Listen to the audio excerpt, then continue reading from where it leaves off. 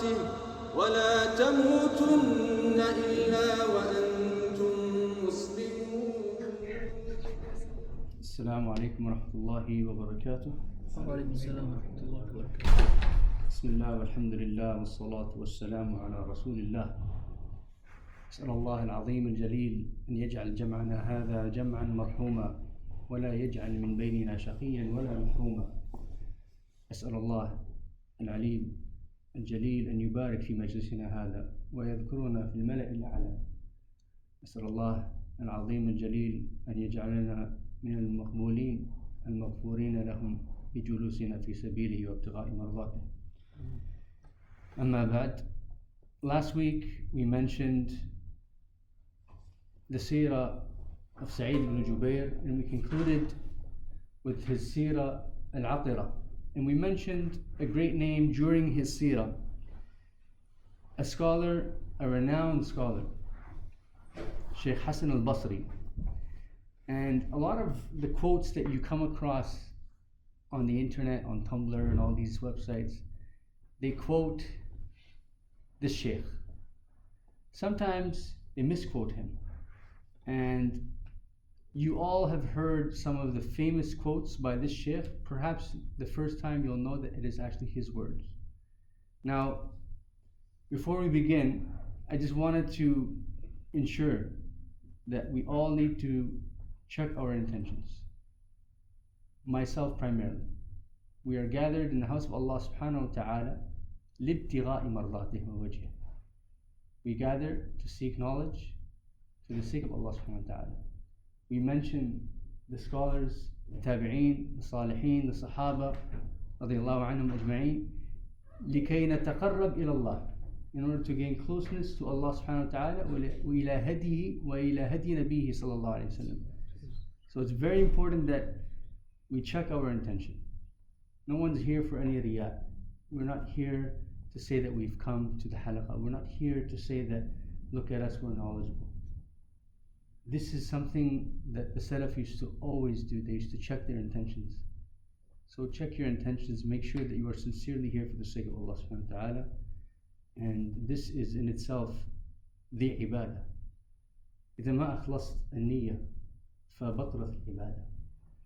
Ibadah has two aspects in order for it to be accepted. The first one is على المنهج واتباع سنة رسول الله صلى الله عليه وسلم. And the second is the niyyah, the intention for the sake of Allah subhanahu wa ta'ala.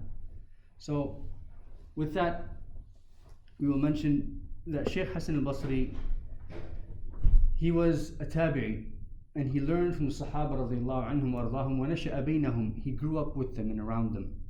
And he was a muhaddith, he was a qari', he was a faqih, he was a qadi, a judge, he was a mufassir, he was a man of hikmah, of great eloquent wisdom, and he was a man of great zuhd, very modest and humble. وَكَانَ خَاشِعًا عَابِدًا مُجَاهِدًا.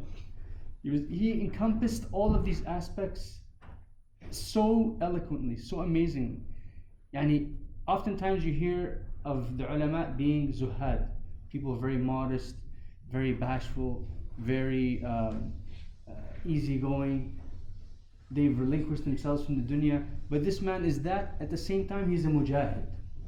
Jahada fi sabilillah. وَكَانَ جِهَادُهُ, his jihad was very renowned. He was a warrior in the front lines against the kuffar. And وَكَانَ فَصِيحًا بَلِيغًا, فَصِيحَ اللِّسَانِ بَلِيغَ الْكَلَامِ. His words were very eloquent, very well put together. Ibn Hassan, Abi Ja'far, the grandson of Al-Hassan, he said, كَأَنَّمَا كَلَامُهُ كَلَامُ الْأَنْبِيَاءِ. His words, this sheikh, this great sheikh, Hassan Al Basri rahmatullah alayhi, he said, his words mimic the words of the prophets. Subhanallah. Yani very short, sweet, but powerful words that hit the heart, that had an impact. They weren't just, long, dragged out, and you've lost sense. La, very short, sweet, and powerful. فَكَانَ فَصِيحًا وَبَلِيغًا لِسَانًا. And his companions, they noticed. They said, he spoke very little.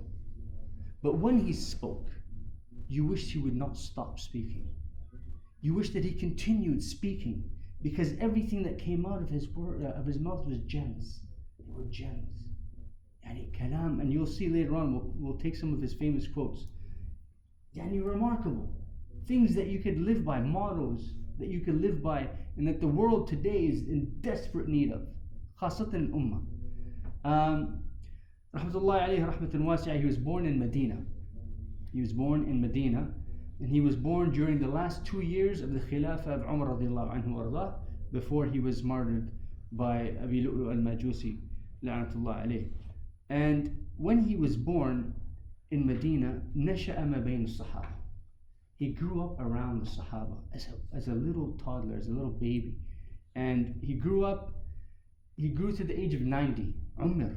He grew to be very old, rahmatullahi alayh. And he witnessed the Sahaba, and Anas ibn Malik. Then they all died in Baqiya, Sheikh Hassan Al Basry. And just for the record, Sheikh Hassan Al Basry was a non-Arab. He was not Arabi. He was Arabiyul Lisan, and that's the definition of an Arab, Arabiyul Lisan, but ethnically he was not an Arab. His father was actually from Persia, and his father was a slave. And his mother also, her name was Khayra, she was also a slave. She was actually a slave to Salama.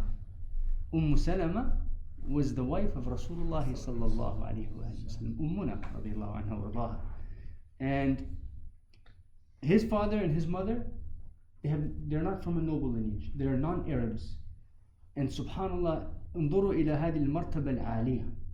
Look at the great elevated status that Sheikh Hassan Al Basri received because of the fadl of Allah subhanahu wa ta'ala alayh. Umar radiallahu anhu warḍah, he was reported to have seen Hassan Al Basri as a toddler, as a baby.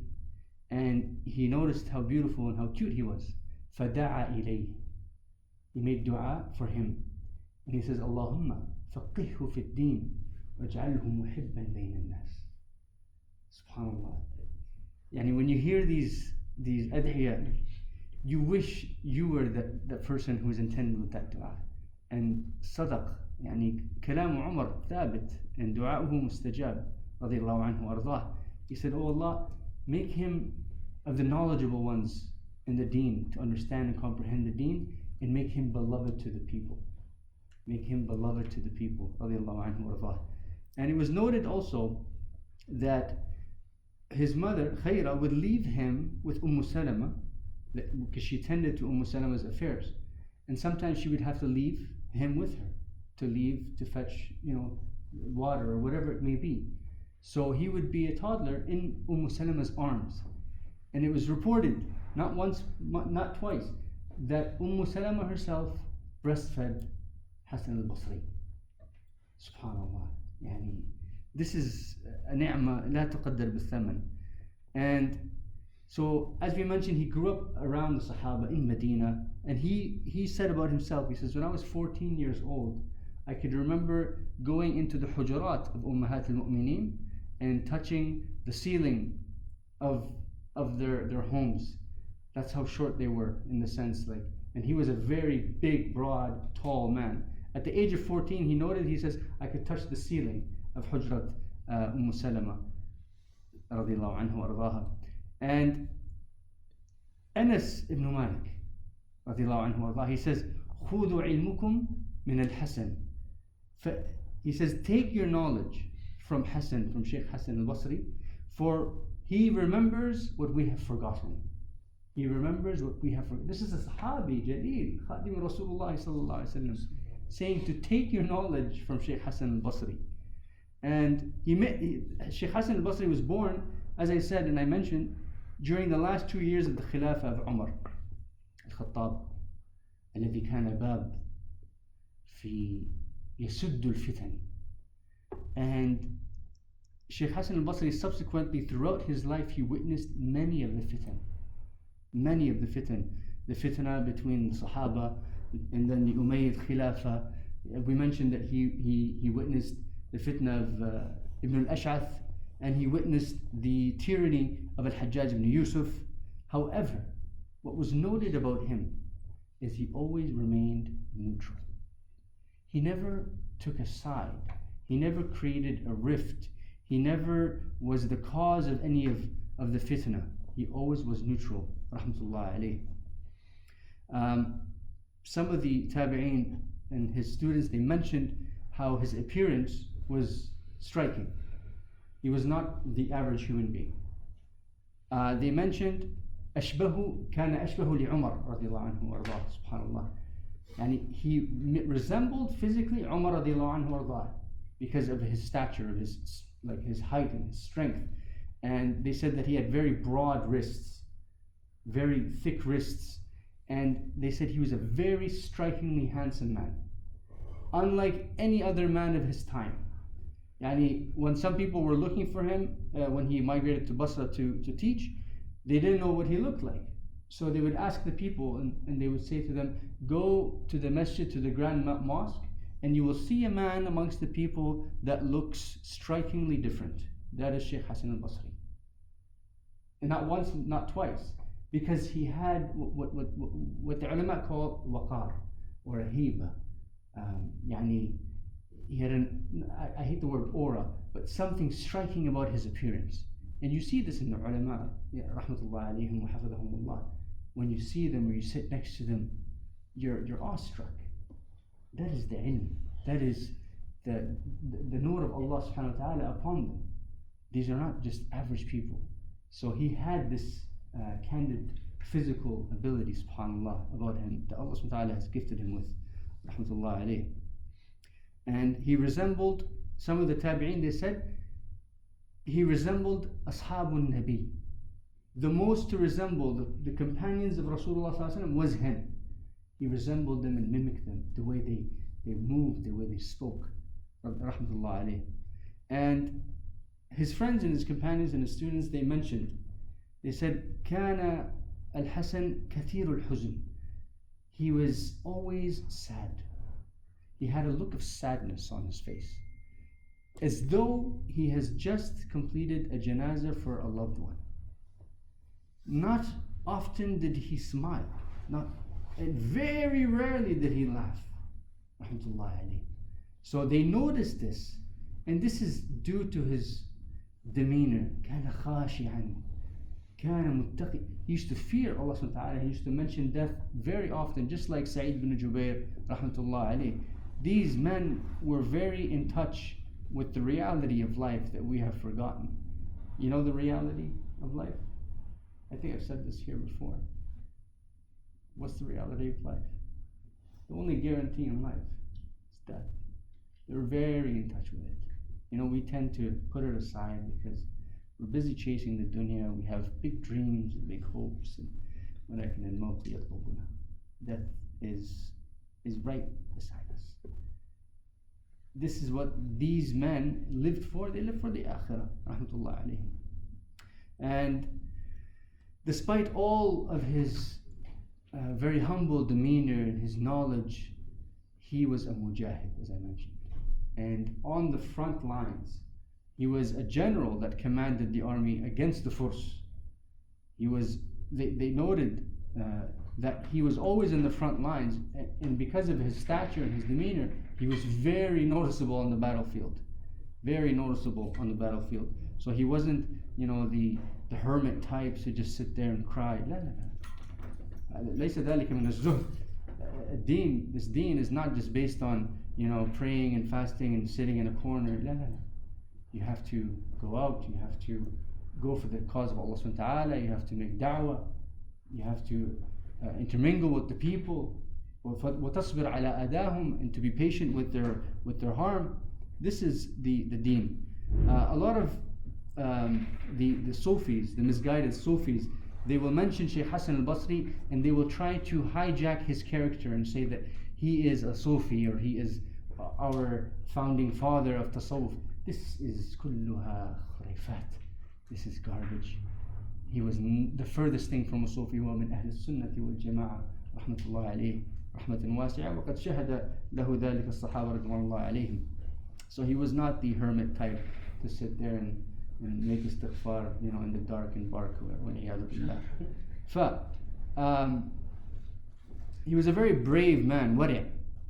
And he stood in front of Al-Hajjaj ibn Yusuf. Remember Al-Hajjaj ibn Yusuf, who killed thousands of Muslims, وكان يحكم بالبطش والجبروت والظلم وقتل سعيد بن جبير رحمه الله عليه. He stood in front of Al-Hajjaj and he said to him, he said, how many of your fathers have passed before you, Ya Hajjaj? يعني كم من آباء من آدم عليه السلام until now? And he says, many, hundreds and thousands. He says, and where are they now? Where did those men and the the empires and all these people, where did they go? And ماتوا, they died. فقال ألا تعتبر, will you not take a lesson from them? And he very simply said, you're gonna die. He said it in a way where they were far greater men than you will ever be. They had more power and more honor and more ability than you've ever had and will ever have, and they have died. So you will die. So take the ibrah from them. And subhanAllah, we said that from his words were gems. And from the famous sayings that many of you have probably come across, amongst those sayings is, O son of Adam, Yabna Adam, innaka min ayyam. You are made up of days. And by the passing of each day, a part of you passes or dies with it. SubhanAllah, look at how simply said this is, but he draws the narrative between the days and the time and the life of a human being.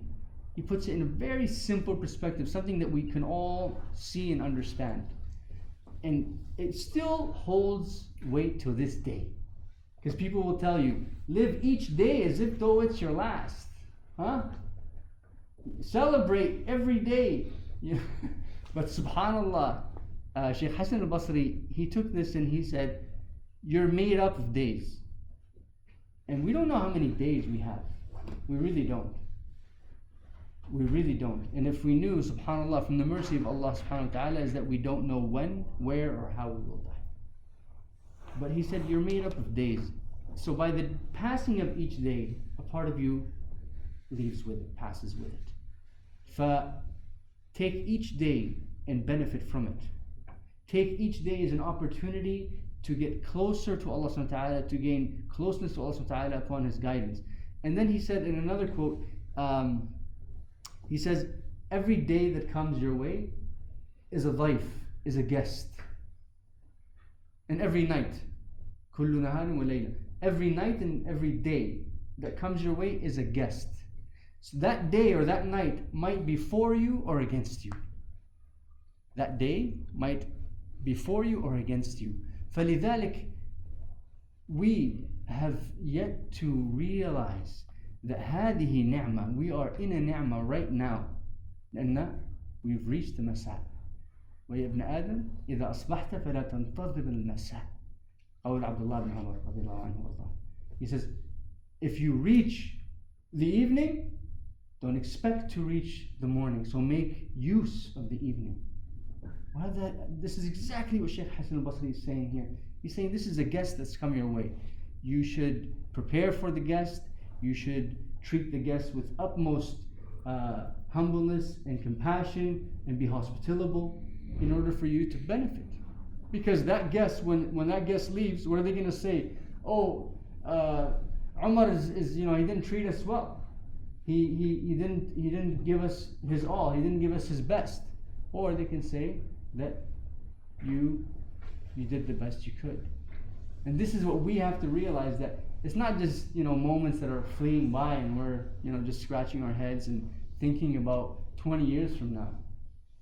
لا قصر الأمل إنما تقصير الأمل. This is دليل من الخبرة. When you shorten your aspirations, this is a dalil that you are thinking properly. Because what happens when you dream too far? You're going to fall very short. You're going to fall very short. So those were two of his sayings. And another one he says رحم الله أقواما كانت الدنيا عندهم وديعة. He's talking about the Sahaba radiallahu anhum warḍahum. In another quote he says I was with a people, or I witnessed the people that the world was worth less to them than the dirt that they walked upon. And dunya doesn't worth nothing to them. And these men would have a single meal. That one day they only have one meal to eat that day, but they would not eat the full meal. This is the Sahaba radiallahu anhum. They would split that meal in half in order for them to sustain themselves with one half, and in order to give the rest for the sake of Allah subhanahu wa ta'ala, to obtain the pleasure of Allah subhanahu wa ta'ala. These are men that he grew up side by side with, rahmatullah alayh. In another quote he says, Ibn Adam, إنك تموت وحدك وتدخل القبر وحدك وتحاسب وحدك وأنت المعني وحدك. He says, O son of Adam, you will die by yourself. By yourself. And if you've ever witnessed someone dying, his family is around him, his loved ones, perhaps the doctors are around you, but none of them will go with you to the other side. None of them. That experience will make you understand the reality of life is that even if it's your own flesh and blood, you would not take their position because you are frightened, and rightfully so. You will die alone. You will die alone. And you will be buried in the grave by yourself. وَتُسْأَلُ وَحْدَكَ, and you will be asked by yourself in that dark grave. وَتُبْعَثُ وَحْدَكَ, and you will be sent on the day of resurrection. وَتَقِفُ أَمَامَ مَلِكِ الدَّيَّانِ, you will stand before Allah subhanahu wa ta'ala alone. وَلَيْسَ بَيْنَهُ وَبَيْنَهُ تُرْجُمَانٌ, there's not even a translator between you and Allah.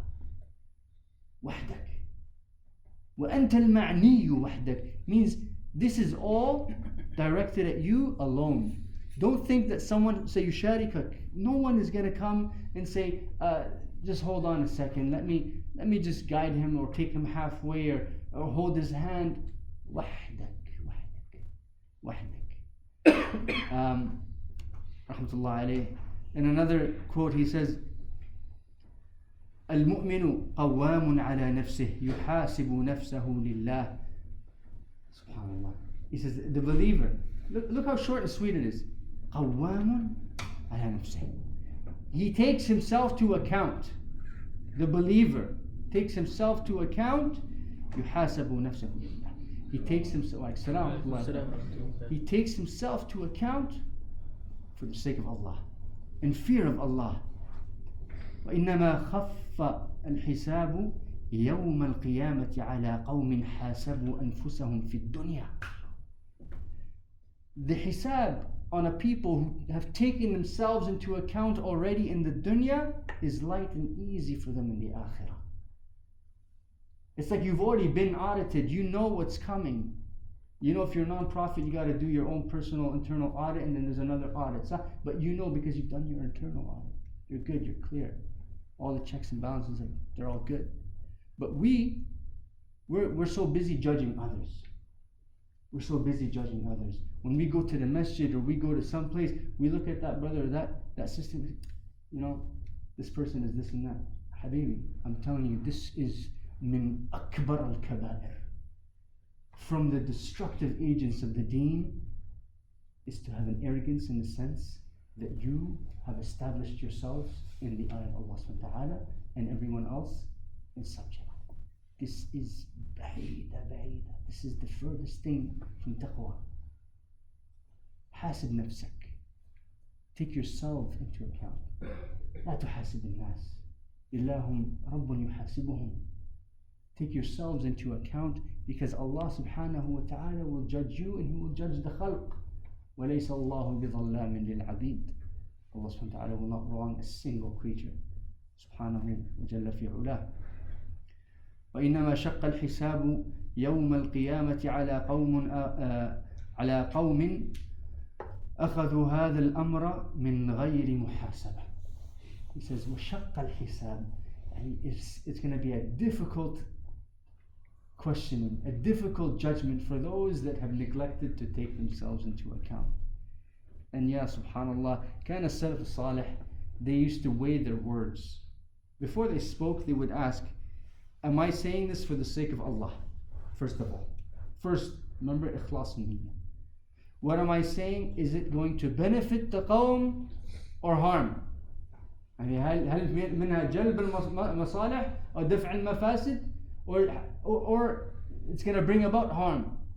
وهل هي على منهج النبوة? Is it upon the guidance of Rasulullah صلى الله عليه وسلم? Is it the time or place to say something like that?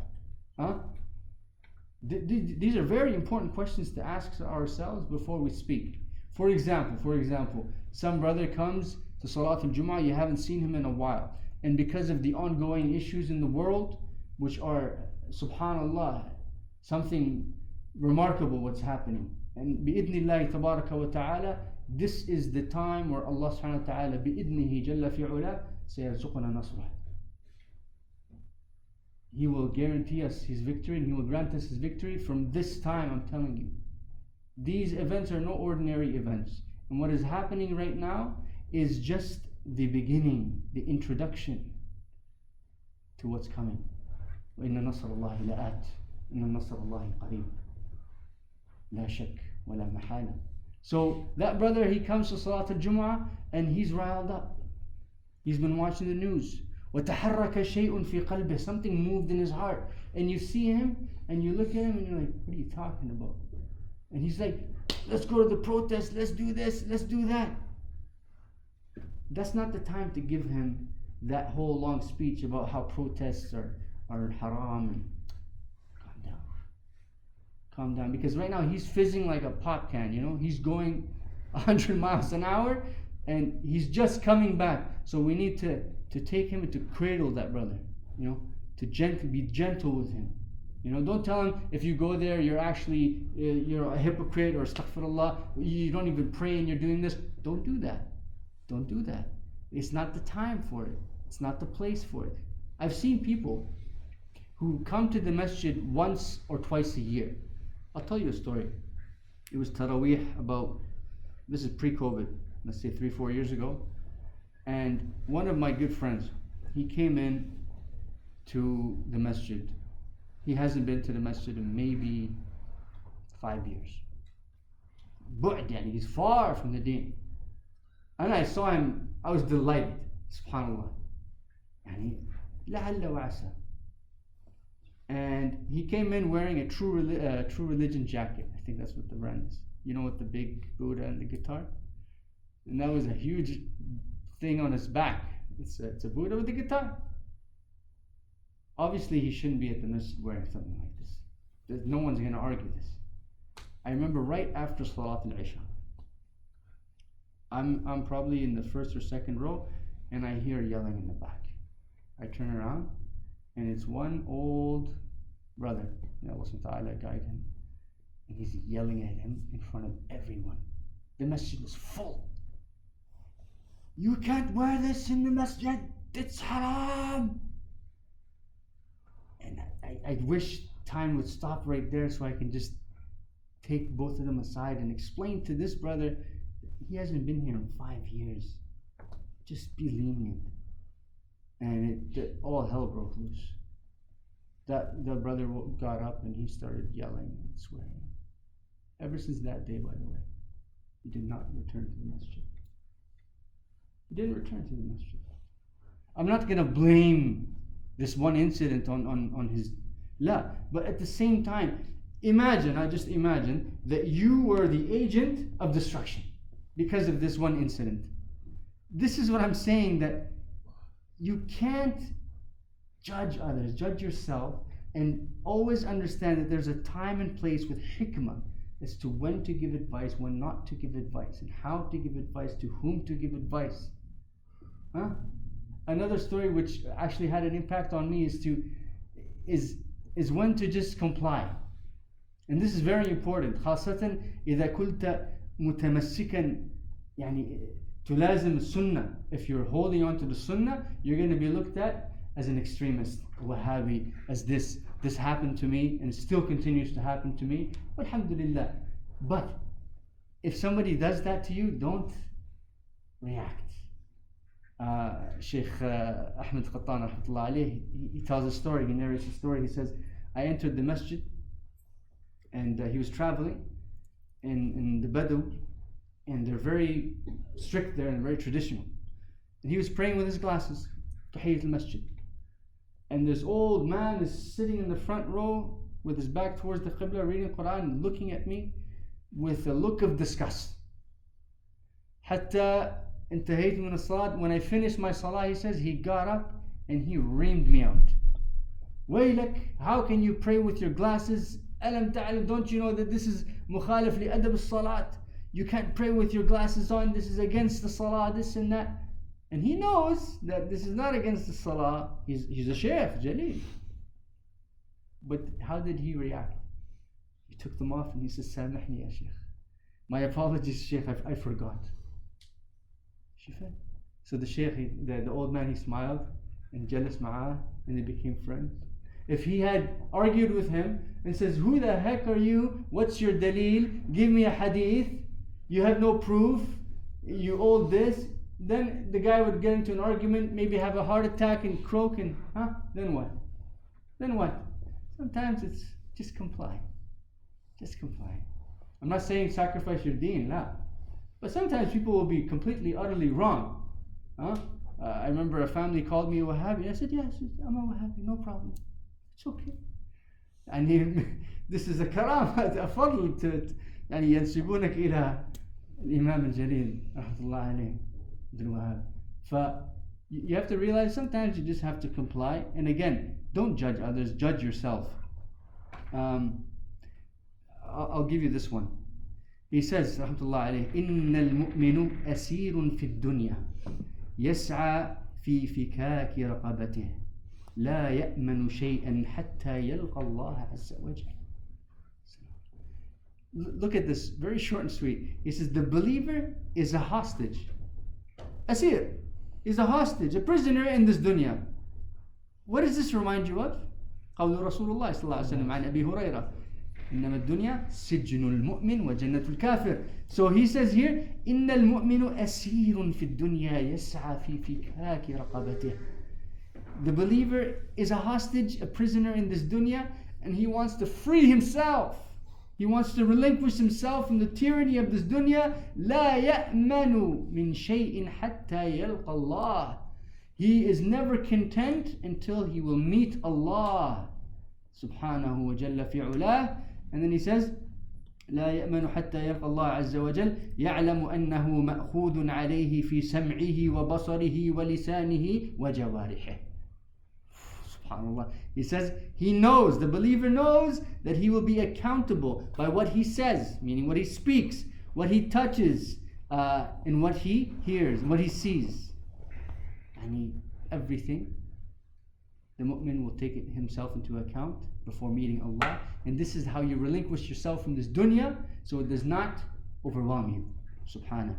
Yani, these are words of a man, rahmatullah alayh, who exemplified, as I said, the etiquette of the Sahaba alayhim, and وتكلم بكلام الأنبياء صلى الله عليهم أجمعين.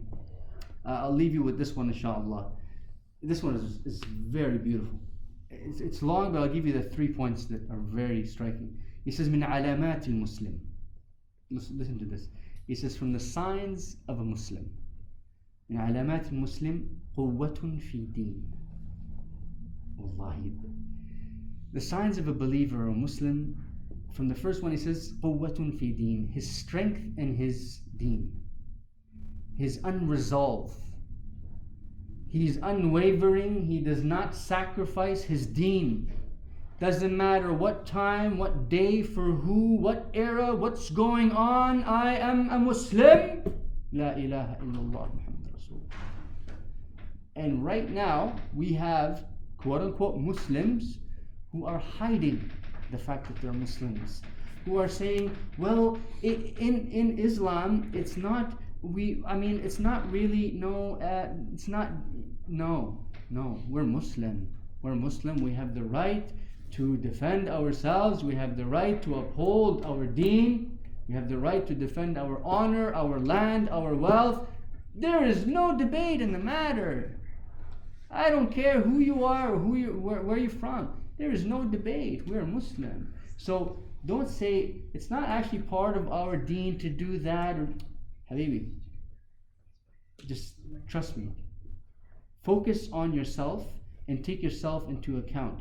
But the believer signs that he is firm in his deen. قوة في دين وحزم في لين. He is firm, but he is strong.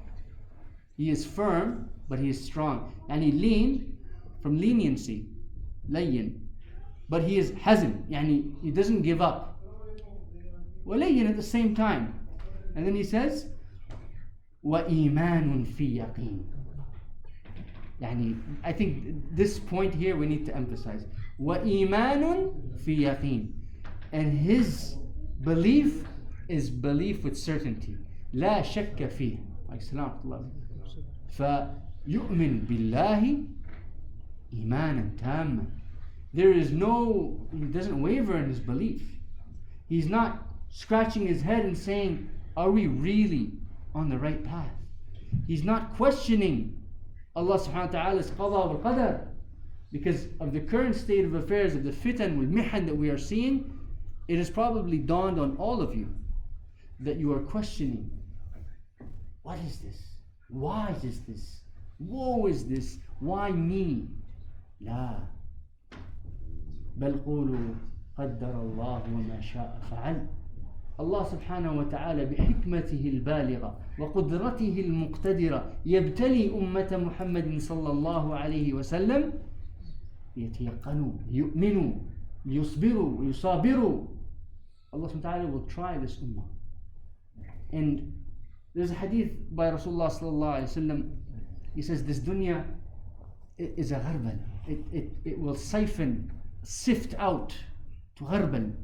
And if in nihayat al-zaman there will be incidences, occurrences that will happen that will siphon and sift the believers from the munafiqeen, the truthful from the liars, the honorable from the dishonorable.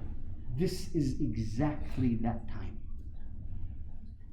So you have to be certain that Nasrullahi at. La mahala la shak. La mahala la shak. And then he says, وحكم في علم. And wisdom with knowledge. وهذه نقطة مهمة. هذه نقطة مهمة. وحكم في علم. Meaning he has wisdom and knowledge. There's two types of knowledge, by the way. There's علم وفقه العلم. There is knowledge, and then there's the understanding of knowledge. And this is exactly what I was alluding to in the point before. When to speak, when to give advice, how to give advice. This is something that is not just علم, it is فقه العلم. وفي ذلك حكمة. والحكمة ما هي الحكمة؟ هي السنة. الحكمة هي السنة. الحكمة هي سنة رسول الله صلى الله عليه وآله وسلم, who was the epitome of akhlaq. He was the epitome of akhlaq sallallahu alayhi wa alihi wa sallam.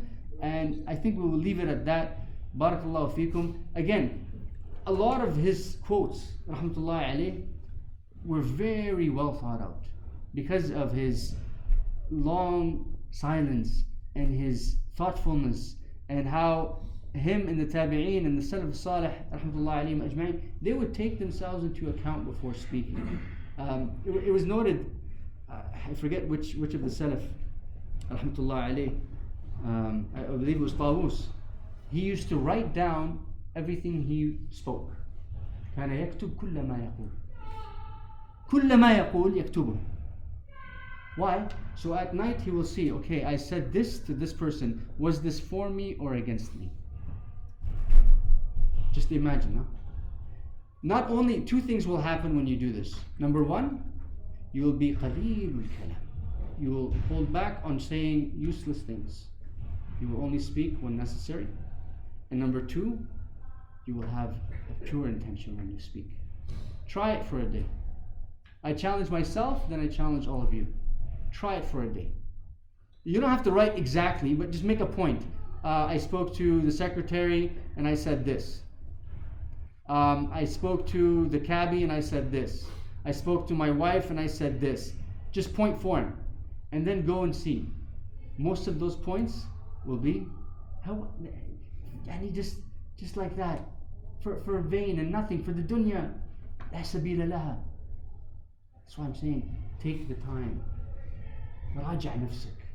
And this is what we need at a time of fitna such as this. لازم نرجع. We need to return back to the deen. Huh? Allah subhanahu wa ta'ala, Rasulullah sallallahu alayhi wa sallam, he says, Allah will inflict upon you a dhul.